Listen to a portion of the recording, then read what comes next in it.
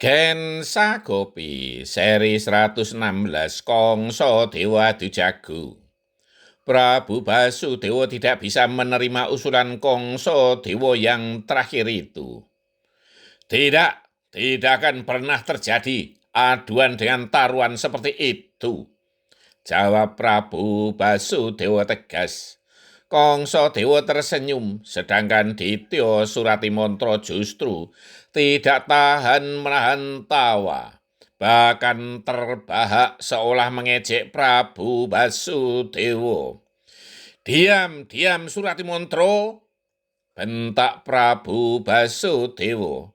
Ditya Suratimantra memang diam, namun katanya, "Aku tahu Sang Prabu, karena tahta kerajaan Mandura akan dengan mudah jatuh ke tangan putra mahkota yang kau singkirkan ini. Karena tidak akan ada yang mampu mengalahkan aku di seluruh negeri ini," jawab Ditya Suratimantra tajam. "Sekarang juga aku robek mulutmu, Suratimantra," tukas Prabu Basudewa marah. Ditya Suratimantra kembali tertawa sinis, kemudian katanya, "Aku layani Deharina aduan saja Sang Prabu, biar banyak yang menyaksikan. Biarlah semua orang tahu betapa saktinya Ditya Suratimantra." Sementara itu prajurit istana dalam yang bertugas mengamankan raja segera mengepung bangsal pertemuan. Setelah mendengar Prabu Basudewa marah, mereka tak ingin rajanya mendapat serangan tiba-tiba sewaktu dalam pertemuan. "Sekarang juga tak sulit untuk meringkusmu, Suratimantra," bentak Prabu Basudewa. "Lihat betapa liciknya Raja Mandura itu," jawab Ditya Suratimantra, masih dengan nada mengejek. "Sudahlah Paman, aku yakin Ramanda Prabu tidak akan berkeberatan," Kongso Dewa menenangkan. "Pulanglah hari tumpak jenar Sabtu Pahing. 28 ke depan aku layani tantanganmu, Suratimantra," bentak Prabu Basudewa. "Itu terlalu lama Ramanda Prabu," Kongso Dewa menawar. "Biarlah pasar siang dan pasar malam menjadi ramai, dan seluruh kawula Mandura mengetahui, dan para tamu dari mancanegari melihat kematian Ditya Suratimantra dalam arena adu jago," tegas Prabu Basudewa. Ditya Suratimantra ngguyu lakak-lakak, tertawa terbahak-bahak mendengar jawaban Prabu Basudewa. Saking senenge, begitu gembiranya.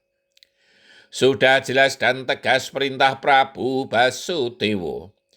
Besok hari Sabtu Pahing 28 atau 70 hari lagi, adu jago dilakukan. Selapan sebelumnya akan dibuka pasar siang dan pasar malam, serta aneka pagelaran dari seluruh negeri. Prabu Anom Kongso Dewa dan Ditya Suratimantra segera mohon diri pulang ke Sengkopuro dengan perasaan gembira. Mereka yakin seluruh negeri tidak akan ada yang mampu mengalahkan Ditya Suratimantra yang tinggi, besar, dan sakti mandraguna itu. Dengan cara yang mudah, tahta dan kerajaan Mandura akan menjadi milik Prabu Kongso Dewa. Prabu Basudewa tak mau menunda-nunda. Segera memerintahkan para punggawa untuk memanggil Prabu Anom Bismoko atau Raden Haryo Prabu Rukma di Kumbino dan Raden Ugrasena atau Prabu Anom Setyajid di Lesanpura.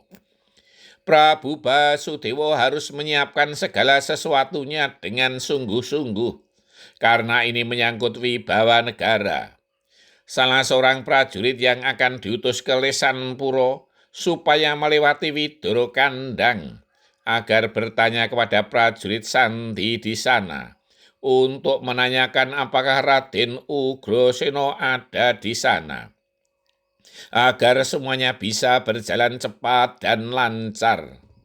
Dan para punggawa yang lain untuk menyiapkan rencana diadakannya pasar siang dan pasar malam, dan aneka pagelaran seni budaya. Dan tak ketinggalan di tengah alun-alun untuk disiapkan panggung untuk arena lomba aneka ketangkasan.